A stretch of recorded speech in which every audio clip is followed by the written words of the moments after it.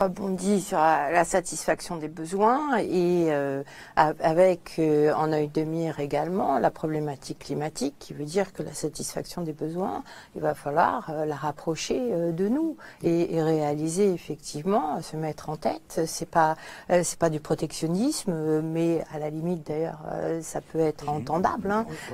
C'est de rapatrier, faire ce qu'il faut pour réindustrialiser. Alors bon, vous m'entendez bien. Hein, je parle pas d'industrie, voilà, on parle plutôt d'industrialisation décarbonée.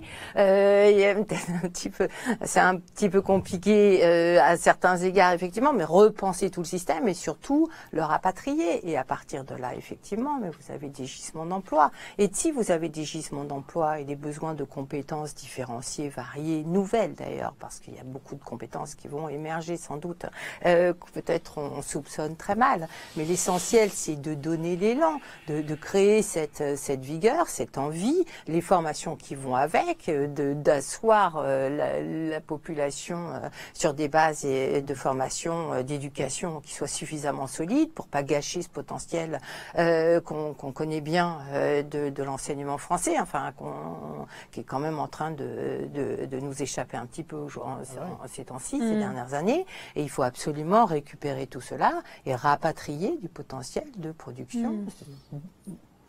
Rapprocher des consommateurs. Et ça me paraît indissociable du débat sur l'emploi. On ne peut pas dire promettre de l'emploi garanti si on ne met pas en face les moyens. Donc c'est une problématique globale et qui impose aussi qu'on prenne nos responsabilités par rapport au reste du monde. On veut continuer à importer des biens qui sont produits dans des conditions qu'on connaît mal d'ailleurs en général, mais qui ne correspondent pas à nos critères. On prend les décisions et on les applique. Et ça me paraît essentiel. Du point de vue de la qualité de la production, qui doit être liée aux besoins, la destruction de la démocratie sociale au sein des entreprises, auquel j'ai assisté en tant que syndicaliste sur les 10 dernières années. Alors principalement, je peux vous dire, Rebsamen et les ordonnances Macron, des représentations, ce qu'on appelle les représentations des salariés, il ne reste rien.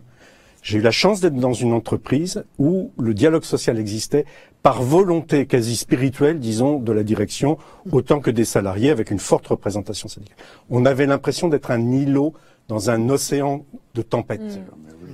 Il n'y a plus nulle part de possibilité de discussion des salariés, à travers des représentations, de l'orientation de leur entreprise, de la qualité de ses productions, du sens de la marche de l'entreprise.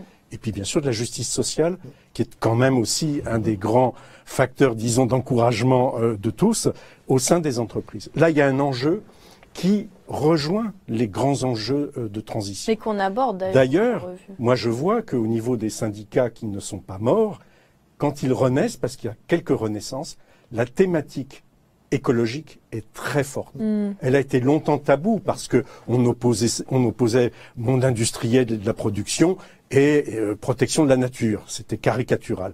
Aujourd'hui, ça vole en éclats. Chez les jeunes syndicalistes d'aujourd'hui, la préoccupation du développement durable, de la transition, est au cœur même de leur lutte sociale au sein des entreprises. Merci beaucoup. Ça, c'est la vertu des... Pardon ? Vas-y, Jean-Luc. Non, c'est la vertu des crises. Moi, je crois aux crises, à leur utilité, leur énergie positive. Après tout, il y a bien des économistes qui parlent de destruction créatrice.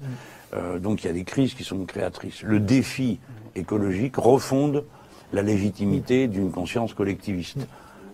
Collectiviste veut dire nous allons nous en sortir tous ensemble. C'est déjà ce qui a validé le schéma des droits de l'homme et du socialisme initial. Oui, nous sommes bien tous semblables, qui que nous soyons, puisque nous dépendons d'un seul et même écosystème, et s'il est détruit, tout le monde en mourra. Donc c'est bien la preuve que nous sommes des êtres semblables.